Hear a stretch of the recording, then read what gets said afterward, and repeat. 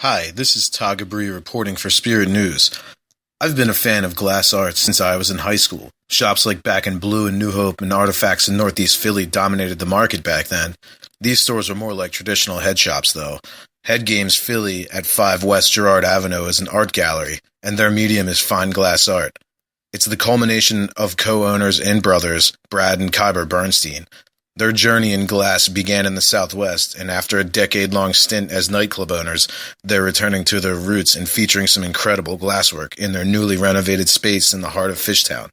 I got a chance to interview both the brothers along with co-owner Luke Yaffe. My mother's done glass art for the past 40 years. Cool. She's Thank you.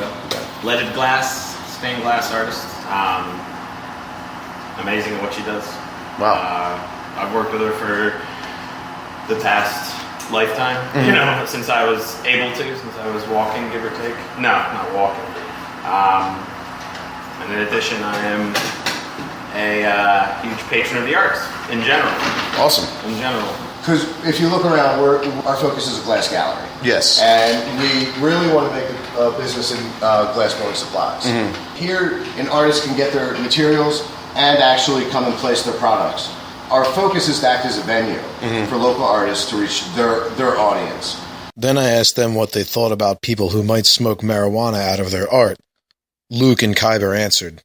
Well, we intend our clients or our customers to use it for, you could sell somebody a can of whipped cream. Exactly. Meaning for them to put it on ice cream. And they use it for something else that is out of the store's control. What we intend them to use it for might be different than how they choose to use it. Right. You might choose to use it to buy a tire, use it as a stool in your living room. And I'll sum it up as quick as this. If our intention is for them to smoke tobacco out of it, forget what to use it.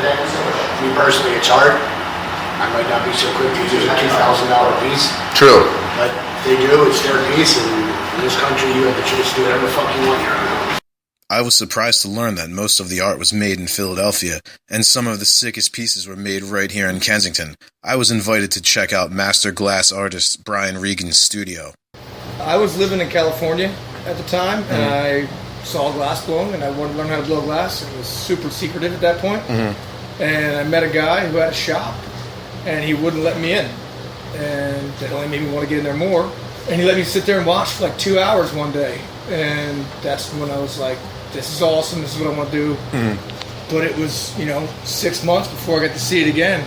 Not until I moved back to Philly did I come across a studio in Old City where I met this guy who had a lamp working shop also, and I kind of got into the hot shop and the lamp shop at the same time.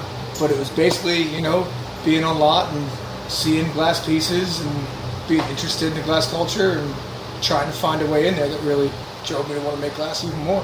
I'm pushing almost 20 years at it, so I say still to this day, I'm still trying to get the knack for it. It's a hard process, Every day there's always an idea that you want to make, and you got to figure out how to make that idea. So pretty much my mantra is I want to be able to make anything out of glass. If you want a sculpted head out of glass, you can have that. If you want a functional piece, you can have that. I've been blowing glass long enough that I want to be able to make whatever the customer wants.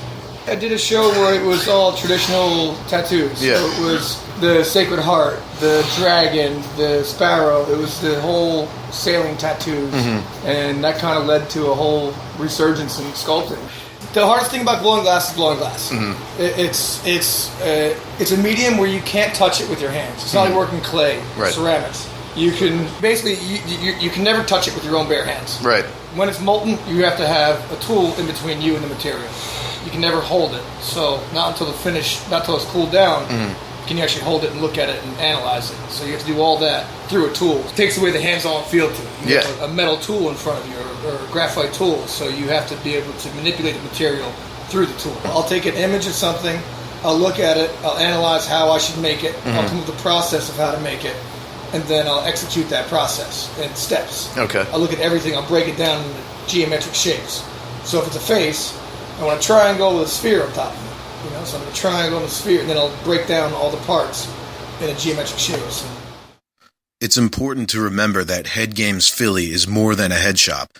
You can find vaping tools and pipes suited for daily use, but the focus here is on the fine art element of glass blowing. Thanks for listening and watching. This is Todd Gabri reporting for Spirit News. Cheers.